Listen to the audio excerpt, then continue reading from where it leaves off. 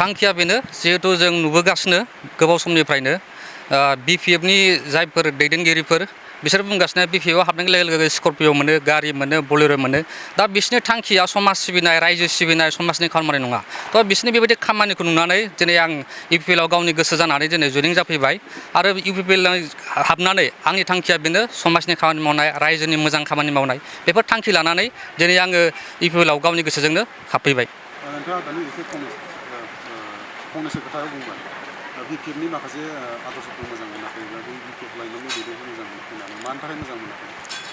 बिथांमोननि दैदेनगिरि माखासे दैदेनगिरिफ्रा जायफोरनाखि एसे बिसिनि दुगागिरि देखायनायखौ गावसोर देरहानाय लोगो लोगो मास मोनबायानो जायाखै बिनि लोगो लोगो गावसोर गारि लानानै देखायनाय गावसोरना दाख्लैसो बिक्रम दैमारिया मोनसे मिडियाआव बुंदों बिपिएफआव हाबनाय लोगो लोगो गावसोरना स्करपिअ बलेर' बेबो मोनजोब्बाय होननानै दा जायफोर दैदेनगिरिफ्रा इउपिपिएलआव गारनानै बिपिएफआव थांदों बिथांमोनाबो गावसोरनि लाबनि थाखायसो गावसोर माबा मोनसे मोनगोन साननानैसो बिसोर थांदों बिसोरो समाजनि बा रायजोनि थाखाय जेबो सानाखै आरो आंनि थांखिया बेनो बेयाव इउपिपिएलआव हाबनाय माने जों समाजनि थाखाय बयबो जयै खामानि मावगोन आरो रायजोनि थाखाय मोजां खामानि मावलांगोन। दाखालि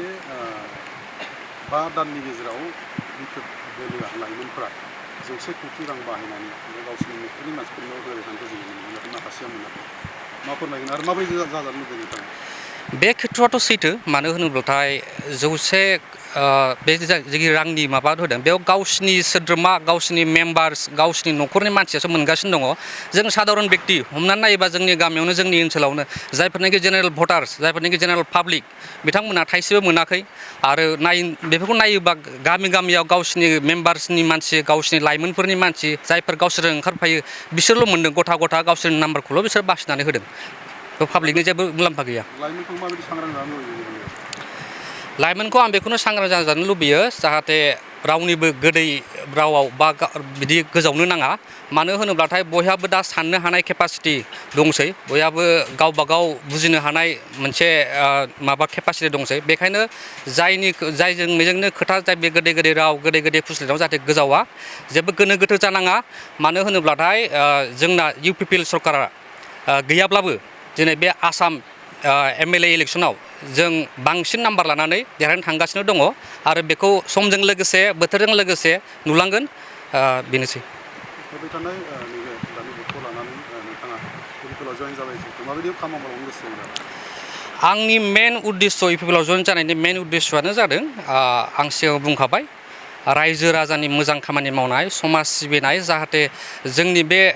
थासारिया जिहेतु गुबुंले जालांनो हमबाय इउपिपिएल सरकार थानाय समाव जाहाथे सान्थि सुक्ति खालामनानै लाबोदों जाहाथे माने दस्रा माहारिनि गेजेराव दाङाबाजि सोलियाखैमोन दा बिसोरनि सरकार फैनाय लोगो लोगो सोरबा आदिबासिजों सोरबा बर'जों सोरबा माइन'रिटिजों बिदि दावराव दावसि माने गावजों गाव मोनसा मोनलायनाय बेफोर सोलिगासिनो दङ थ' जोंनि बे इउपिपिएल सरकार फैफिनोब्ला नेक्स्ट टाइमाव थ' जोंनि बे फार्स्ट जोंनि माबायानो जाहाथे जों रावजोंबो दावराव दावसि गैयै रावजोंबो बुलाय बुसि गैयै